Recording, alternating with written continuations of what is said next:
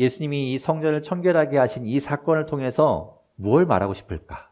이 사건을 왜 중요하게 여길까? 이 사건은 예수님이 이 땅에서 무엇을 하시려고 하는지를 보여주는 사건이라는 겁니다. 이 사건을 통해서 예수님이 이 땅에 이거 하려고 오셨구나. 예수님이 이 땅에 이것 때문에 오셨구나 라는 것을 보여주려는 것이죠.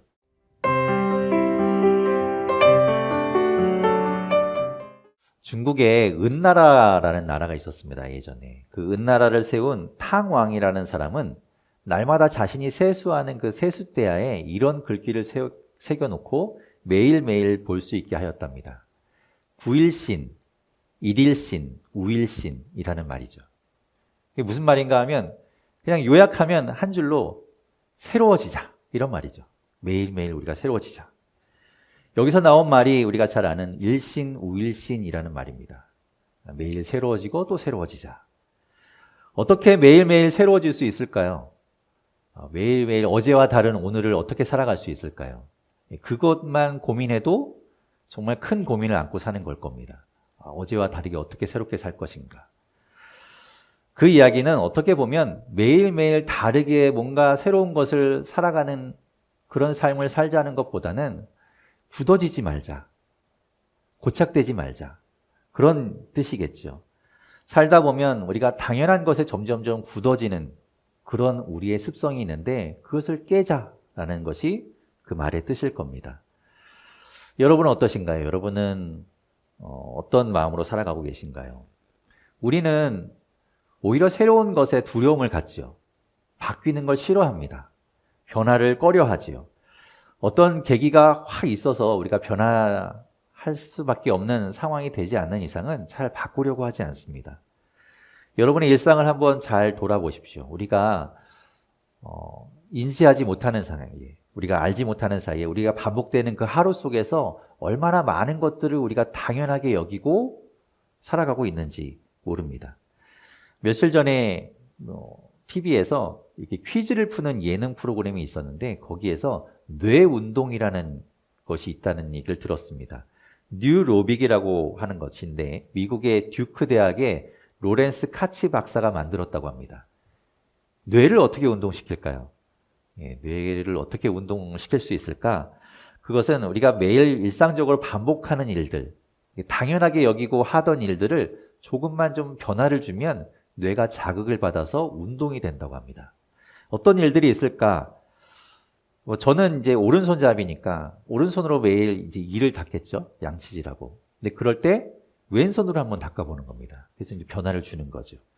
그리고 샤워할 때도 눈을 감고 샤워를 한다든지, 용변을 볼 때도 눈을 감아 본다든지, 그거 외에도 책상 위에 있는 물건들 늘 같은 자리에 있던 것들을 좀 위치를 바꿔본다든지, 이런 식으로 해서 뇌에 자극을 줄 수 있다고 합니다. 그렇게 되면 뇌의 노화를 조금 늦출 수 있다고 하지요. 그런데 그것을 얘기 들었을 때, 와, 신박하다. 뇌도 운동을 하는구나. 이런 것보다도 저는 무엇을 느꼈냐면, 그렇구나. 사람이 이게 좀 굳어지려고 하는 습성이 있구나라는 것을 다시 한번 깨닫게 되었습니다. 그만큼 사람은 좀 쉽게 무언가에 이렇게 익숙해지고 거기에 그냥 적응하고 살아간다는 것이죠. 그래서 사람은 좀 변화할 필요가 있다. 새로워질 필요가 있다. 이런 말입니다. 이런 굳어짐, 그런 것들은 비단 우리 삶에서뿐만 아니라 우리의 신앙에서도, 우리의 믿음에서도 그런 현상들이 나타납니다. 우리 안에 한번 만들어진, 우리 안에 자리 잡은 이 믿음이 평생 가는 경우가 많이 있죠. 잘 안 바뀝니다. 신앙의 습관이라는 것을 바꾸는 것이 참 어렵습니다. 바꾸려고 시도하는 것 자체를 불쾌하게 여기죠. 그냥 맨날 하던 거 그냥 하지 뭘 또 새로운 걸 자꾸 하라고 하느냐. 안 하던 것 왜 자꾸 시도하냐. 이렇게 좀 불평하는 마음이 생기게 됩니다. 하던 대로 이렇게 안정적으로 쭉 가는 것을 우리는 원하죠. 그런 면에서 보면 이 코로나19 바이러스는 정말 엄청난 일을 한 겁니다. 교회를 그리고 이 개인의 그 신앙을 확 뒤집어 엎어버렸거든요. 강력한 태풍은 바다를 한번 뒤집어 엎는다고 하죠. 그래서 바다 밑에 가라앉아 있는 것들을 한번 위로 뒤집어 엎는 역할을 한다고 하는데 이 코로나19 바이러스가 우리를 그렇게 만들었습니다. 그동안 우리가 계속해서 가만히 쌓여 있던 것들, 그렇게 쌓여진 채로 굳어져 있는 것들을, 그 신앙을 강제로 한번 뒤집어 엎은 사건이 바로 이 코로나19 사건이라고 할 수 있겠죠. 이 변화가 어쨌든 좋은 쪽으로 연결돼야 되겠죠. 좋은 변화로 계속 이어져 가야 할 겁니다. 그런데 제가 한편으로 염려되는 것은 이 상태가, 이 과도기적이고 좀 불안한, 이 혼란한 이 상태가 이대로 굳어지는 것은 아닐까 하는 그런 마음입니다. 안 그래도 이전에 계속해서 교회에서 갖고 있던 고민은 무엇인가 하면 기독교인들이 교회를 떠나는 겁니다. 그렇다고 이제 종교를 버리거나 아니면 아예 다른 종교로 개종을 한다거나 이런 것은 아닌데, 소위 말해서 우리가 가나안 성도라고 이야기하는 것처럼 기독교인이라고 말은 하는데 교회는 안 가는 사람들이 점점 늘어나는 추세 때문에 교회들이 이제 어떻게 해야 할까를 고민하고 있었죠.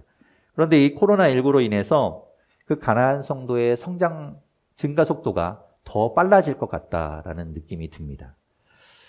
예전부터 계속해서 가져온 그 신앙의 습관이 굳어져 있던지 간에 지금 이렇게 좀 변화되는 이 시기에 이 변화된 요 환경이 그대로 굳어지던지 간에 무엇보다 우리는 올바르게 굳어지는 것, 올바르게 쌓여가는 것, 그것이 더 중요하겠죠. 제대로만 잘 쌓여간다면 문제가 되지 않을 겁니다. 그렇지 않다면 변화해야 되죠. 바꿔야 됩니다. 뒤집어 엎어야 되겠지요. 새로워질 필요가 있다는 말입니다. 그렇다면 우리는 무엇으로 새로워질까? 무엇에 우리를 비추어 볼까? 어쨌거나 우리는 그리스도인이니까 하나님의 말씀, 예수 그리스도께서 말씀하신 그 말씀에 우리를 비추어 봐야 되겠죠. 그 말씀에 우리를 살펴봐야 할 겁니다. 주님 보시기에 올바르게 우리가 신앙생활을 하고 있는가?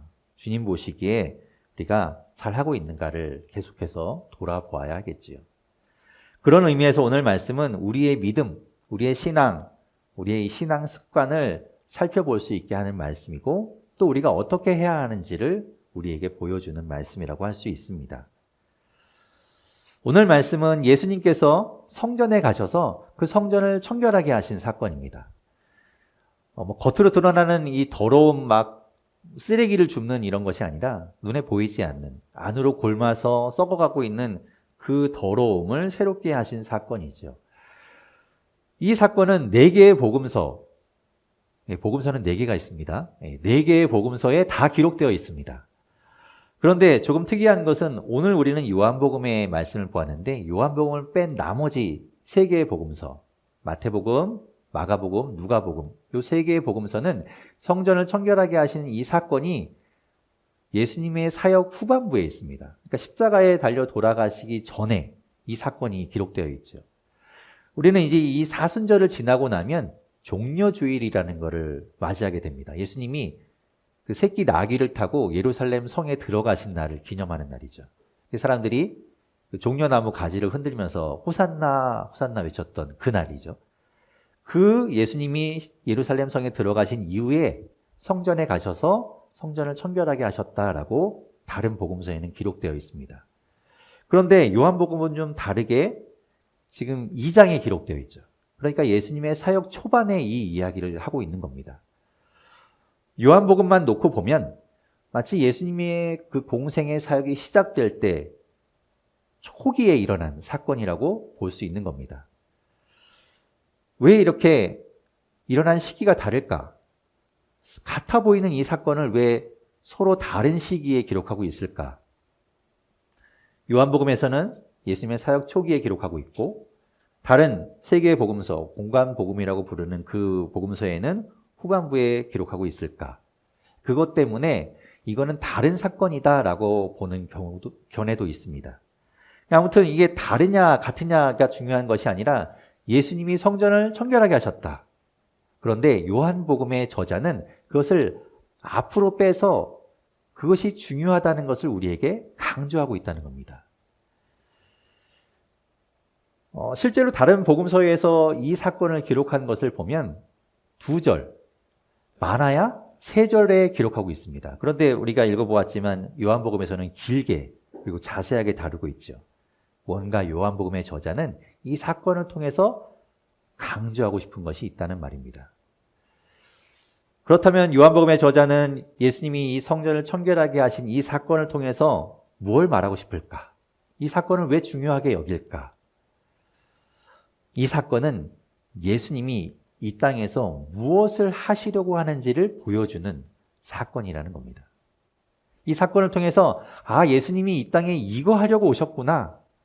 예수님이 이 땅에 이것 때문에 오셨구나 라는 것을 보여주려는 것이죠. 그래서 이 사건을 앞에 중요하게 기록한 것이고 이 사건을 보는 지금 우리처럼 요한복음을 읽는 사람들이 이것이 얼마나 중요한지를 깨닫기를 원했던 겁니다. 그것이 오늘의 우리의 목표입니다.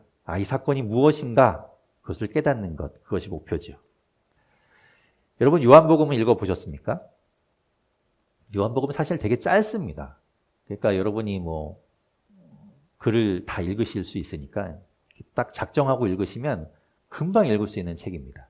혹시 아직 요한복음을 읽어보지 않으셨다면 꼭 읽어보십시오. 그리고 읽어보셨더라도 다시 한번 읽어보십시오. 매번 읽을 때마다 새롭게 다가올 겁니다. 요한복음은 당연하게도 예수님 이야기를 하고 있겠죠. 복음서니까. 그런데 그 중에서도 이 예수 그리스도의 영적인 신비에 대해서 이야기합니다. 다시 말하면 예수 그리스도가 하나님의 아들이다. 이 땅에 오신 메시아 그리스도다. 라는 것을 이야기하고 있습니다. 그래서 1장을 읽어보면 예수님이 어떤 분인가에 대해서 이야기합니다. 그분은 태초에 하나님과 함께 계셨던 분이다. 라는 것으로 시작하죠. 그래서 그 1장을 읽어보면 이분이 하나님이구나. 삼위일체 하나님이시구나. 우리를 구원하기 오신 이 땅에 오신 메시아구나 라는 걸 깨닫게 됩니다. 그리고 나서 이어지는 2장에서는 그 예수님이 어떤 일을 하셨는가를 보여주죠. 첫 번째 표적, 첫 번째 기적. 가나에 있는 혼인잔치에 가서 물을 포도주로 만드는 기적을 베푸십니다. 그걸 통해서 이분이 하나님의 아들이라는 걸 드러내죠. 그 다음에 이어지는 사건이 바로 오늘 우리가 읽은 사건입니다. 성전에 가시죠. 오늘 보면 13절과 14절 예수님이 하신 일입니다. 우리 같이 13절, 14절을 읽어보겠습니다. 시작.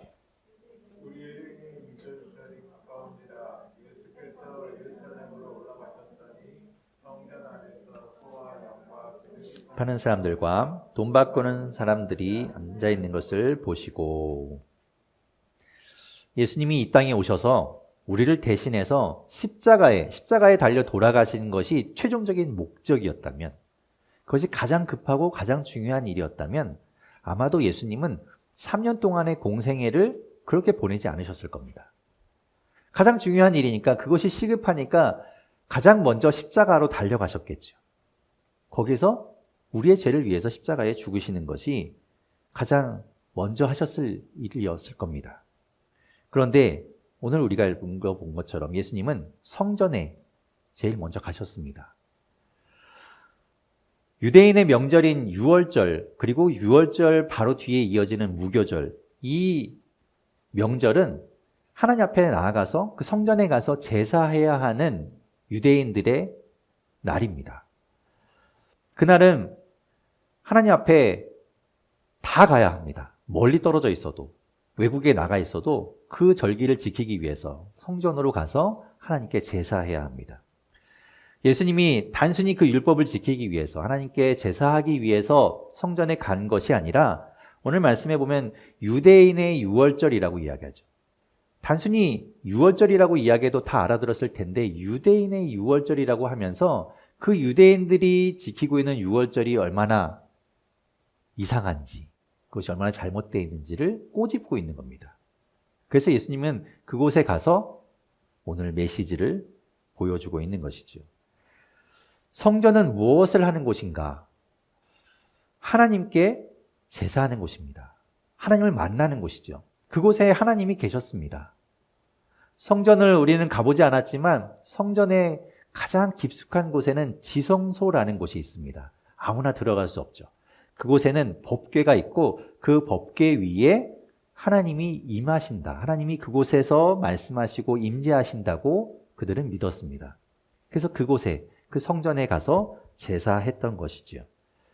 처음에 사람들은 그런 마음이었습니다. 하나님이 거기에 계시니 내가 하나님을 만나기 위해 하나님 앞에 나아가야겠구나.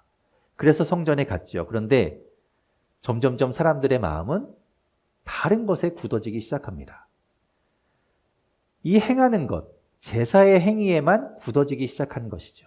의례의 제사하는 것에 의무를 두고 있었던 겁니다. 거기에 맞물려서 그것을 조금 더 수월하게 해주는 사람들 또한 생겨나게 되었고 성전은 그런 곳으로 전락하고 말았습니다. 하나님께 제사하러 가는 사람들은 자신이 하나님께 제물을 드리기 위해서 집에서부터 그 제물을 미리 준비했죠. 하나님께 드리려고 가장 좋은 것을 준비했고 또 그것을 잘 깨끗하게 씻어서 잘 가지고 하나님 앞으로 나아갔습니다. 그래야 했겠죠. 여러분도 가장 귀한 분에게 선물을 한다고 할 때 그냥 아무거나 이렇게 가다가 이렇게 사서 가지 뭐 그러지 않잖아요. 가장 좋은 것 고민하고 고민해서 무엇을 선물할까 고르고 잘 포장해서 가지고 갑니다. 하나님께는 더 말할 것도 없겠지요. 그런데 문제는 멀리 있는 사람들이 문제입니다. 아까 말씀드린 것처럼 외국에 사는 사람들도 하나님께 제사하러 와야 되는데 그렇게 멀리 있는 사람들은 그렇게 잘 준비한다고 해도 오는 동안에 상하거나 잘못되는 경우가 생길 수 있겠죠. 그래서 하나님은 그들을 위해서 이런 말씀을 주셨습니다. 신명기 14장 24절에서부터 26절에 하나님께서 말씀하셨습니다. 제가 읽어보겠습니다. 그러나 내 하나님 여호와께서 자기 이름을 두시려고 택하신 곳이 내게서 너무 멀고 행로가 어려워서 내 하나님 여호와께서 그 풍부히 주신 것을 가지고 갈 수 없거든 그것을 돈으로 바꾸어 그 돈을 싸가지고 내 하나님 여호와께서 택하신 곳으로 가서 내 마음에 원하는 모든 것을 그 돈으로 사되 소나 양이나 포도주나 독주 등 내 마음에 원하는 모든 것을 구하고 거기 내 하나님 여호와 앞에서 너와 내 권속이 함께 먹고 즐거워할 것이며. 돈의 용도, 화폐 용도가 원래 이런 거죠. 막 진짜 이만큼 싸들고 가서 서로 물물 교환했던 것, 그랬던 것을 화폐로 간단하게 바꿀 수 있게 했던 것이 이제 돈으로 우리가 사용하게 된 것인데 하나님께서도 그렇게 재물을 미리미리 많이 준비해서 가지고 가는 것 말고 그것이 어렵다면 돈으로 바꿔서 가지고 가고 성전 앞에 가서 그것을 다시 사서 재물로 바치라고 이야기하는 겁니다. 그렇게 먼 길을 온 사람들이 성전 앞에서 재물을 샀던 겁니다. 그리고 성전에 들어갈 때는 그냥 들어가지 않습니다. 성전에 들어갈 때는 성전세라는 걸 내게 됩니다. 출애굽기 30장 12절에서부터 16절에 하나님께서 또 이렇게 말씀하시죠. 제가 읽어보겠습니다.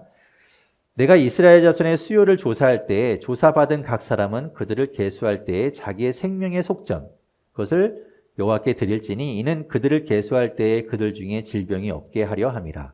무릇 계수 중에 드는 자마다 성소의 세겔로 반 세겔을 낼지니 한 세겔은 20게라라 그 반 세겔을 여호와께 드릴지며 계수 중에 드는 모든 자 곧 20살 이상 된 자가 여호와께 드리되 너희의 생명을 대속하기 위하여 여호와께 드릴 때 부자라고 반 세겔에서 더 내지 말고 가난한 자라고 덜 내지 말지며. 여기까지만 읽겠습니다. 이렇게 누구나 예외 없이 그 성전에 들어갈 때는 성전세라는 것을 내게 되어 있었습니다. 그것을 통해서 자기의 목숨 값을 하나님 앞에 드리는 것이죠. 그리고 그것을 가지고 회막에서 성전에서 봉사하는 사람들을 위해서 사용하였습니다. 그런데 외국에서 오는 사람들, 그들은 외국 돈을 가지고 왔겠죠. 그래서 이 성전 앞에 와서 그 성전세를 내기 위해서 환전을 했습니다. 돈을 바꿔야 했죠. 그런 여러 가지 것들을 편의를 도모하기 위한 사람들이 그 앞에 진을 치고 있었고 그 사람들이 거기에서 폭리를 취한 겁니다. 더 비싸게 받고 파는 것이죠. 더 비싸게 받고 바꿔주는 겁니다. 울며 겨자 먹기로 그렇게 하지 않으면 성전에 들어갈 수 없었고 재물을 바칠 수 없었기 때문에 비싸더라도 할 수밖에 없었지요. 성전이 하나님을 만나고 예배하는 곳이어야 하는데 그곳이 완전히 편의적인 것으로 바뀌어버린 겁니다. 편의만이 존재하는 곳이 되었죠. 그래서 예수님은 그에 대해서 이렇게 반응하십니다. 오늘 본문 15절에서부터 17절까지 말씀입니다. 15절에서 17절까지의 말씀 같이 읽겠습니다. 시작. 노끈으로 채찍을 만드사 양이나 소를 다 상을 엎으시고 비둘기 파는 사람들에게 이르시되 이것을 여기서 가져가라. 내 아버지의 집으로 장사하는 집을 만들지 말라 하시니 제자들이 성경 말씀에 주의 전을 사모하는 열심히 나를 삼키리라 한 것을 기억하더라. 아멘. 예수님께서 말씀하시죠. 내 아버지의 집을 장사하는 곳으로, 장사하는 집으로 만들지 마라. 이곳은 내 아버지가 거하는 곳, 이곳은 하나님께서 거하시는 곳, 하나님께 예배하는 것이니 이곳을 시장터로 만들지 말라. 이렇게 말씀하신 겁니다. 그러면 장사만 안 하면 될까요? 장사만 안 하면 다른 거 해도 될까요? 예수님이 이렇게 말씀하신 것은 본래의 의미를 훼손하지 말라는 것이죠. 이곳은 하나님을 예배하는 곳, 하나님이 계신 곳인데 그곳을 변질시키지 말라는 겁니다. 어느새 익숙해진, 거기에 무뎌진 그 신앙, 그 절차적인 예배, 그것을 빼고 본질을 회복하라는 겁니다. 예수님이 이 땅에 오신 것, 십자가에 달려 돌아가신 것, 그것은 단순히 우리의 죄를 사하는 것이 목적이 아닙니다. 그럼 예수님이 왜 십자가에 돌아가셨는가? 왜 우리 대신 십자가에 못 박히셨는가? 우리의 죄를 없애서 하나님과 우리를 화해시키려는 겁니다. 하나님과 우리의 관계를 회복시키려는 것, 그것이 바로 예수님이 이 땅에 오신 이유라는 거죠. 그래서 우리는 하나님과의 관계를 회복해야 하는 겁니다. 그것이 예수님의 목적이니까요. 여러분 기억하십시오. 예배의 첫 번째도, 두 번째도, 세 번째도 하나님 만나는 겁니다. 교회는, 공동체는 하나님을 위해서 존재하는 겁니다. 하나님을 만나기 위해서. 하나님을 빼버리고 다른 것에 굳어져 있다면 문제가 되는 것이죠. 생각해 봐야 하는 겁니다.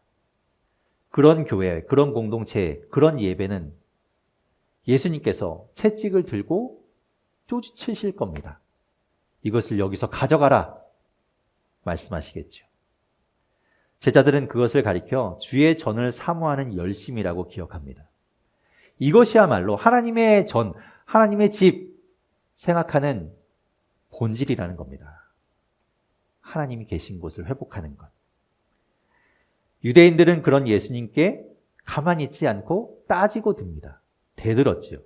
오늘 본문 18절에서부터 21절에 그들이 이렇게 예수님께 항변합니다.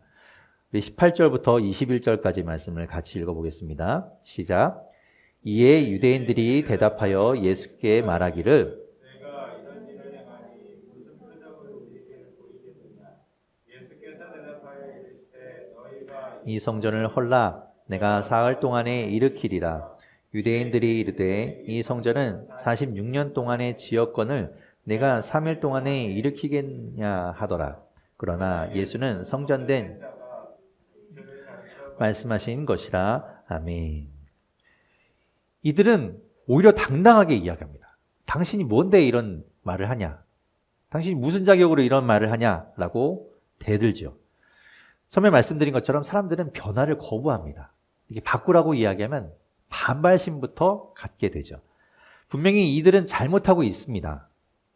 양심에 찔릴 텐데 어떻게 이렇게 당당하게 오히려 대들고 있는가? 그들은 이미 굳어져 있기 때문입니다. 그리고 그렇게 잘못되어 있음에도 불구하고 그 잘못된 것을 지적하지 않는 종교 지도자들, 오히려 그들을 부추기고 있는 종교 지도자들이 뒤에서 든든하게 받쳐주고 있기 때문이죠. 이들이 이런 폭리를 취하면 그것으로 자기네의 배만 불린 것이 아니라 그 중에 일부는 대제사장들, 종교 지도자들에게 들어갔던 겁니다. 그리고 그들은 그것을 가지고 비자금처럼 썼지요.